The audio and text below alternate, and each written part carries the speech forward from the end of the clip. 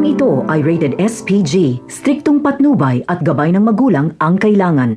Tahimik at mainitin ang ulo nitong si Alfredo.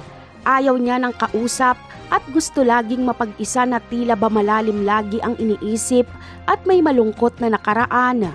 Ikakasal na kasi sila dapat ni Tinding noon nang bigla na lang siyang hiniwalayan ni Tinding nang hindi sinasabi ang totoong dahilan. Mahal na mahal ni Alfredo si Tinding, ngunit biglang naglaho si Tinding. Kaya hanggang ngayon ay ganito kalungkot ang buhay ni Alfredo.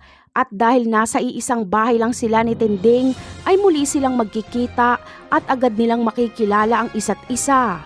Magiging emosyonal si Tinding at galit naman ang mararamdaman ni Alfredo.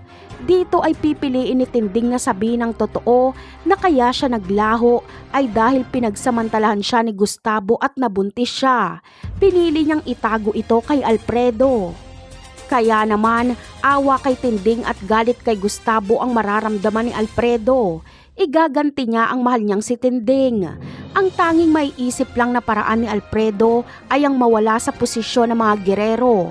Kaya tatakbong pagka-mayor si Alfredo. Makakalaban niya si Miguelito at Olivia. Mahirap ang laban na ito dahil parehong tuso ang kalaban ni Alfredo pero siya pa rin ang mananalo sa bandang huli. Sa ibang eksena naman ay maiipit sa laban si Ramon at Tanggol. Napakarami kasi nilang kalaban. Bukod sa maraming tauhan ni Roberto ay si Ramon pa ang punterya ng NADCOM. Darating pa ang mga pulis Quiapo sa Pier at kasama si Rigor. Kaya hantingin ni Rigor si Ramon at Tanggol at sisiguraduhin niyang hindi na ito makakatakas. Ngunit masusukol na kaya ni Rigor si Ramon? Yan ang aabangan natin sa mga susunod na episode. Paalam!